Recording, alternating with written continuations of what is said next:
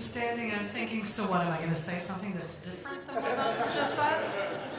And I don't agree with you on everything. And in that sense, rather than stand here and say, because we've heard different opinions on different aspects, but we seem to all agree, and I'm not going to disagree with what was said before. I want to put a focus onto certain aspects of it, and I want to remind us here that we're standing here in Jerusalem, the capital of the State of Israel, in our 63rd year. I want to remind you that every 10 years we get stronger. I want to remind you that it isn't the 1930s, because there is a State of Israel, and we're not just talking about the de-legitimization of Israel. The connection that's been brought up here all the time is really on the impact on the Jewish world. And I want to connect that into two aspects that come into this question.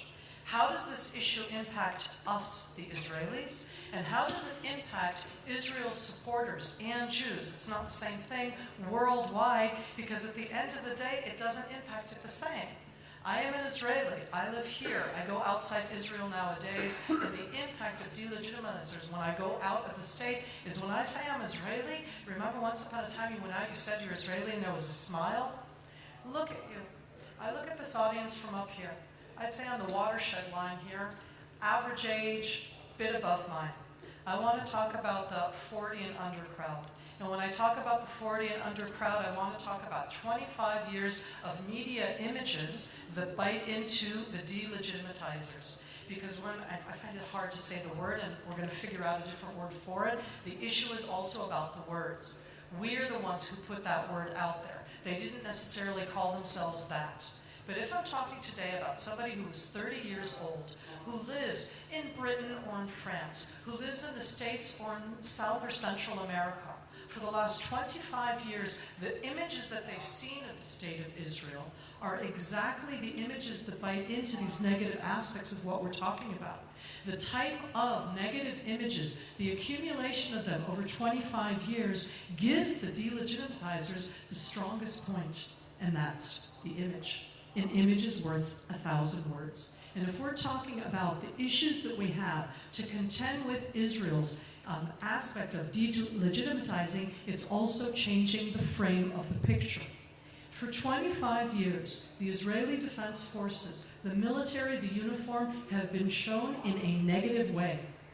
The result of that is that in the last 4 or 5 weeks, we're June, whatever, that from the middle of May until the middle of June, I watched how the framing of Israel was through the de-legitimizers' eyes, which meant that when Israel defends itself against the breaching of borders, in a debate which should not be about anything else except for the breaching of borders, the framing was, does Israel have the right to open fire? Does Israel have the right to defend itself? It was asked as a question. And if for 25 years, the way that you have seen Israeli actions is through the military, is through the Israeli Defense Forces as a negative force within, then the whole framing of the debate here for anybody who's 40 and under is that for 25 years, all that they've seen of Israel is negative. It's usually based in the military. It has to do with Israel's lack of right to do whatever they do. And it's within the debate that Irwin spoke about before of the human rights issue. I'm within that age group that when I look again and I look out, what the impact happens is mainly outside of Israel. Because somebody who's lived outside Israel, who doesn't read Israeli news, the cottage industry is what's in the news today. And the strike in the hospitals, the doctor strike, is what's in Israeli news today. But whenever Israel is in the news in the world, it's only through the one dimension, and it's the dimension of the conflict, and the framing is through the de-legitimizers' frame. Now, when you take one and one together, that means that for those who don't have an opinion, they're looking at something which is negative. We've heard about it enough times, but we need to remember it. For people 40 and under, when you say Israel, they don't get a warm, fuzzy feeling. When you say the word Israel, they think of negative. They think of bad. They don't just think of it in terms of the violence, they think of it in terms of illegitimate, as something that's wrong. It has been brought out of Israel, because inside Israel, our debate is a state debate of politics, of every single person having a different opinion and bringing it out. But outside Israel, this has become a divisive issue within the Jewish quarters. Are you for or are you against? What do you do within your own community? I'm not talking about the de-legitimizers. I'm talking about the implications of this debate and the framing as it is over the last 25 years and what it's done, certainly over the last 10 years within Jewish communities worldwide.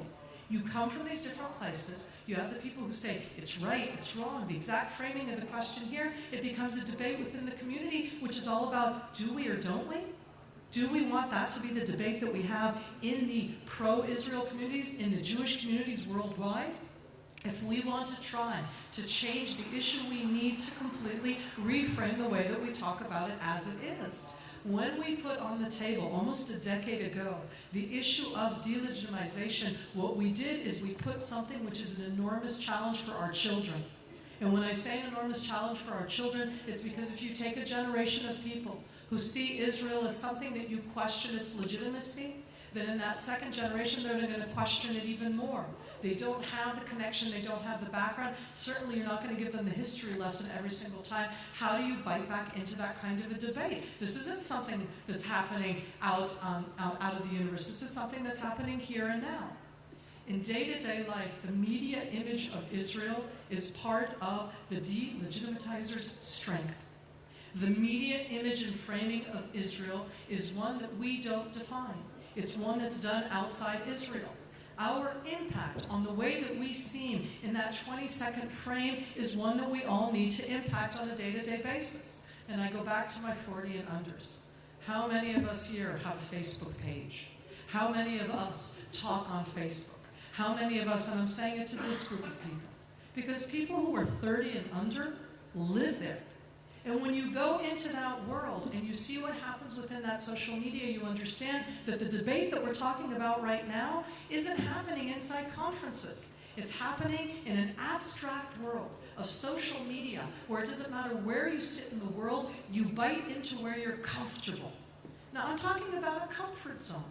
Israel has become, in 25 years, a place where to be in your comfort zone, you have to come and talk to the people who are like you.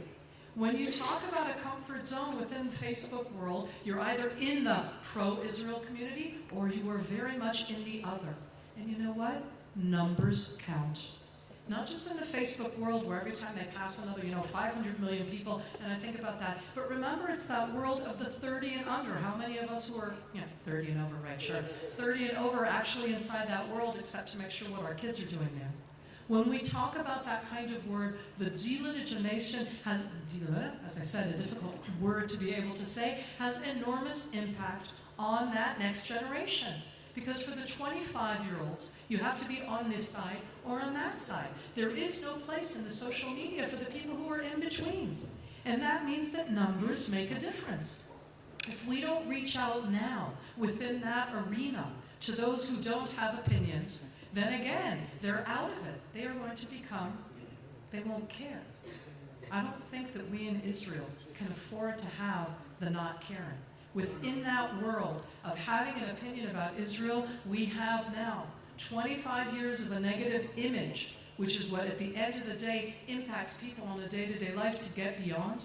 And I want to hope in that sense that when we open our eyes and we start working, and we're working now at a grassroots level, mainly with communities, that we also step into that 40 and under year of social media, that Facebook world as I use it just in general, to see that the last 6 months of what has happened in the Middle East, which is a social media kind of world, is one that exactly impacts the issues that we're talking about right now.